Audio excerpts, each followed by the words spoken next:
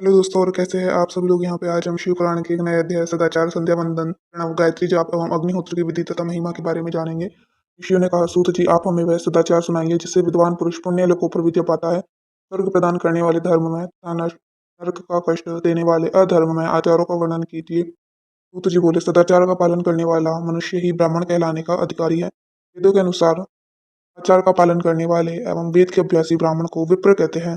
सदाचार, वेदाचार तथा विद्या गुणों से युक्त होने पर उसे द्विज कहते हैं। वेदों का कम आचार तथा कम अध्ययन करने वाले एवं राजा के पुरोहित अथवा सेवक ब्राह्मण को क्षत्रिय ब्राह्मण कहते हैं। जो ब्राह्मण कृषि या वाणिज्य कर्म करने वाला है तथा ब्राह्मणोचित आचार का भी पालन करता है, वह वैश्य ब्राह्मण है तथा स्वयं खेत जोतने वाला शूद्र ब्राह्मण कहलाता है।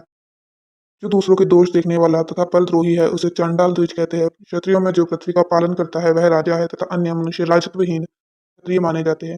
जो धान्य आदि वस्तुओं का क्रय विक्रय करता है, वह वैश्य कहलाता है। दूसरों को वणिक कहते हैं। जो ब्राह्मणों, क्षत्रियों और वैश्यों की सेवा में लगा रहता है, शूद्र कहलाता है। जो शूद्र हल जोतता है, उसे वृषल समझना चाहिए। इन सभी वर्णों के मनुष्यों को चाहिए कि वे ब्रह्म मुहूर्त में उठकर पूर्व की ओर मुख करके देवताओं का, धर्म का, अर्थ का, उसकी प्राप्ति के लिए उठाए जाने वाले क्लेशों का तथा आय और व्यय का चिंतन करें।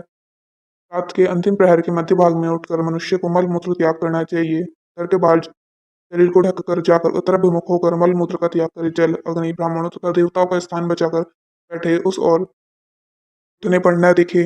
हाथ पैर की शुद्धि करके 8 बार कुल्ला करे। किसी वृक्ष के पत्ते से दातुन करे। दातुन करते समय तर्जनी उंगली का उपयोग नहीं करे।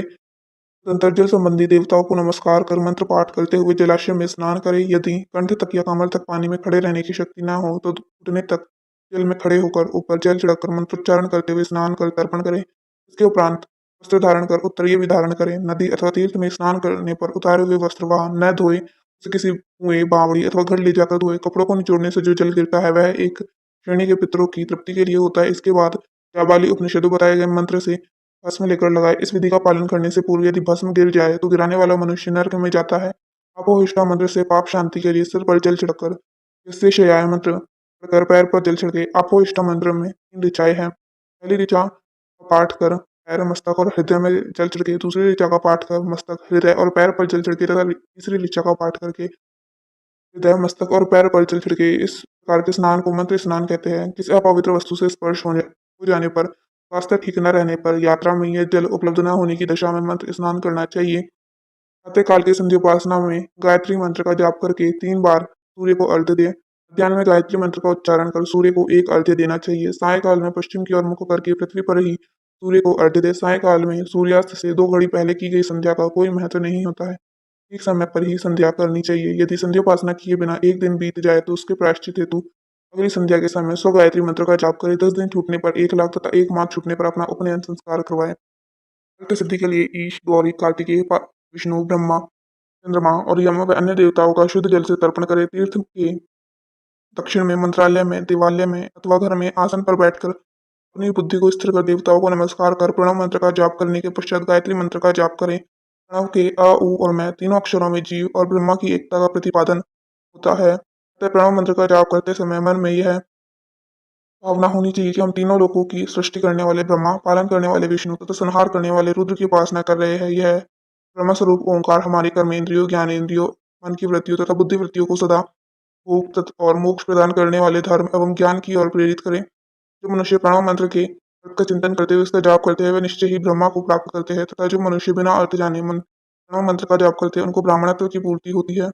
इस हेतु श्रेष्ठ ब्राह्मण को प्रतिदिन प्रातःकाल 1 सहस्त्र गायत्री मंत्र का जाप करना चाहिए। मध्याह्न में 100 बार तथा साय 28 बार जाप करें। अन्य वर्णों के मनुष्य को सामर्थ्य के अनुसार जाप करना चाहिए। हमारे शरीर के भीतर मूलाधार, स्वादिष्ठान, मणिपुर, अनाहत, आज्ञा और सहस्त्रार नामक 6 चक्र है। इन चक्रों में क्रमशः विद्वेश्वर, ब्रह्मा, विष्णु, ईश, जीवात्मा और परमेश्वर स्थित है। सद्भावना पूर्वक श्वास के साथ सोहम जाप करें। 1 सहस्त्र बार किया गया जाप ब्रह्मलोक प्रदान करने वाला है। 100 बार किए गए जाप से इंद्र पद की प्राप्ति होती है।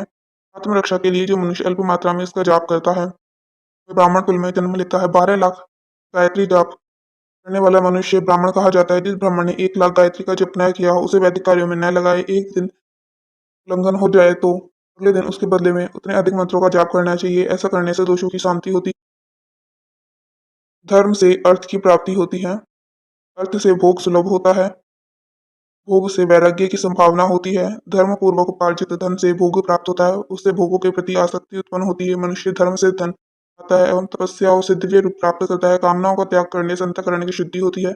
शुद्धि से ज्ञान का उदय होता है। सतयुग में तप को, कलयुग में दान को धर्म का अच्छा साधन माना गया है। सतयुग में ध्यान से, त्रेता में तपस्या से और द्वापर में यज्ञ करने से ज्ञान की सिद्धि होती है, परंतु कलयुग में प्रतिमा की पूजा से ज्ञान लाभ होता है। अधर्म हिंसात्मक और दुख देने वाला है। धर्म में सुख, अभ्युदय की प्राप्ति होती है। दुराचार से दुख और सदाचार से सुख मिलता है। अतः भोग और मोक्ष की सिद्धि के लिए धर्म का उपार्जन करना चाहिए। किसी ब्राह्मण को 100 वर्ष के जीवन निर्वाह की सामग्री देने पर ही ब्रह्मलोक की प्राप्ति होती है। एक सहस्त्र चांद्रायण व्रत का अनुष्ठान ब्रह्मलोकदायक माना गया है। दान देने वाला मनुष्य जिस देवता को सामने रखकर दान करता है, अर्थात जिस देवता वह दान द्वारा प्रसन्न करता है, उसे उसी देवता का लोक प्राप्त होता है। धनहीन मनुष्य तपस्या कर अक्षय सुख को प्राप्त कर सकते हैं। मनुष्य दान करने ब्राह्मण को दान ग्रहण कर तथा यज्ञ करके धन का अर्जन करना चाहिए। क्षत्रिय बाहुबल से तथा वैश्य कृषि एवं गोरक्षा से धन का उपार्जन करे। इस प्रकार न्याय से उपार्जित धन को दान करने से दाता को ज्ञान की सिद्धि प्राप्त होती है एवं ज्ञान से ही मोक्ष की प्राप्ति सुलभ होती है। गृहस्थ मनुष्य को धन, धान्य आदि सभी वस्तुओं का दान करना चाहिए, जिसके अन्न को खाकर मनुष्य कथा श्रवण तथा सत्कर्म का पालन करता है तथा उसे आधा फल दाता को मिलता है। दान देने वाले मनुष्य को दान में प्राप्त वस्तु का दान तथा तपस्या द्वारा पाप की शुद्धि करनी चाहिए। उसे अपने धन के 3 भाग करने चाहिए, एक धर्म के लिए, दूसरा वृद्धि के लिए तथा तीसरा उपभोग के लिए। धर्म के लिए रखे धन से नित्य नैमित्तिक और इच्छित कार्य करे। वृद्धि के लिए रखे धन से ऐसा व्यापार करे जिससे धन की प्राप्ति हो तथा उपभोग के धन से पवित्र भोग भोगे। खेती से प्राप्त धन का 10वां भाग दान करे, इससे पाप की शुद्धि होती है। वृद्धि के लिए किए गए व्यापार से प्राप्त धन का 6वां भाग दान देना चाहिए। विद्वान को चाहिए कि दूसरों को दोषों का बखान न करे। ब्राह्मण भी दोषवश दूसरों के सुने या देखे हुए छिद्रों को भी प्रकट न करे। विद्वान पुरुष ऐसी बातें न करे जो समस्त प्राणियों के हृदय में रोष पैदा करने वाली हो। दोनों संध्याओं के समय अग्नि को पूर्वक दी हुई आहुति से संतुष्ट करे। चावल, धान्य, घी, फलकंद एवं हविष्य द्वारा स्थाली पाक बनाए तथा तुच्छित रीति से सूर्य और अग्नि को अर्पित करे। दोनों समय अग्निहोत्र करने से असमर्थ हो तो संध्या के समय जाप और सूर्य की वंदना कर ले। आत्मज्ञान की इच्छा रखने वाले तो धन्य पुरुष को इस प्रकार उपासना करनी चाहिए। जो मनुष्य सदा ब्रह्म यज्ञ करते हैं, देवताओं की पूजा, अग्नि पूजा और गुरु पूजा प्रतिदिन करते हैं तथा ब्राह्मणों को भोजन तो दक्षिणा देते हुए स्वर्ग लोक के भागी होते हैं। धन्यवाद।